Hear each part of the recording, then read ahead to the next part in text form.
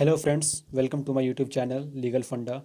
तो आज हम लोग जानेंगे analysis of 2018 amendments in CrPC, that whatever the major changes brought down by the government in 2018 and how the rape laws has been tried to make more stringent for getting the justice of the woman. So let's start.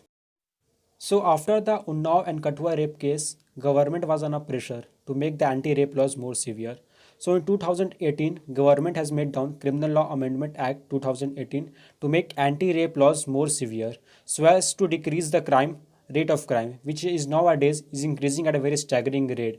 And government make down the procedures, some procedure changes for making the anti-rape laws more efficient. What are the various changes has been brought down in the CRPC by Criminal Law Amendment Act 2018? First one is that under section 173 of the CRPC, now if the person is charged for the offence under section 376, 376A, 376AB, 376B, 376C, 376D, 376GA, 376DB or section 376E, then the police authority must complete that investigation within the 2 months of the FIR has been registered. Second thing is that under section 374 and section 377 of the CRPC, if the person is charged and got convicted and he is appealing to a higher authority, then such appeal must be disposed of within the period of 6 months from the date of appeal filed. Also, the third thing is that amendment has been brought down that Schedule 1st of the CRPC, in which the offence of rape against the woman under the age of 16 has now become cognizable as well as the non-bailable offence. Now, coming to the fourth part is that also under section 438 of the CRPC, now under subsection 3 of section 376, section 376AB, 376DA, 376DB, there will be no any anticipatory bail if the person is charged under this section. Also under section 439 of the CRPC, if any person is filing his application for bail to the High Court or the Court of Session, then within 15 days of such date of application, such notice must be given to the public prosecutor. And during the hearing of the bail, there must be the presence of informant or any person authorized by the public prosecutor. Now, if we do the analysis of the above amendments by the Criminal Law Amendment Act 2018, the first step brought down by the government is to get the justice in the proper time bound. See friends, we all know that for any successful conviction, investigation is an important component.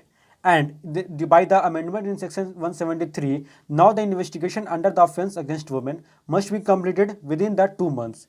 But here government should have also made down the provisions that whatever that if the police officer or the judicial officer failed to fulfill the investigation within the 2 months, then whatever the non-compliance or the infractions can be made against them, it should have also been included in this amendment for getting the justice in the full-fledged form.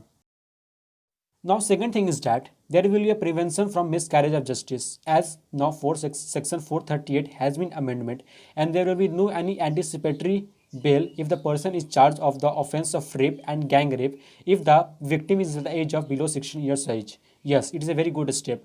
But what about those false cases? Number of false cases has been registering day by day, and if some person is having the false cases of the offence of rape and gang rape below the age of 16 years of age, then there will be a right violated. Yes, definitely there will be a violation of the right, because even the Indian legal system has also worked on the principle of let 100 criminals be acquitted, but one innocent should not be punished. By bringing the amendment in section 438, government has taken the step for prevention of the justice for the victim. But what about the false cases? Government didn't notice about that. They should have focused on that also. So in section 439, the amendment has been brought down, and now the prior notice to the public prosecutor must be given within 15 days from the date of the receipt of the bail application by the High Courts or the Court of Session.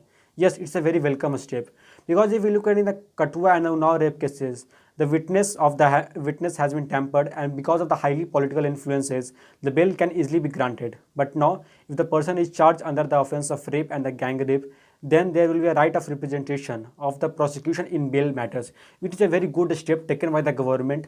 Now, in the bail matter also, the prosecution has a say, so that they can also say, so that the justice can be safe, that justice can be delivered in the right time. Now, lastly, that we all know after the Criminal Law Amendment Act 2018, which is a very welcome step, and the step is taken by the government for the protection and the interest of the women, and if any of offence against women is happening, then the then the perpetrator must be punished. And the government has tried a balancing approach by protecting the right to life and personal liberty of the accused person also, and by giving some kind of preferential right to the victims of the offense against women happening. So it's a very welcome step taken by the government in the 2018 Criminal Law Amendment Act.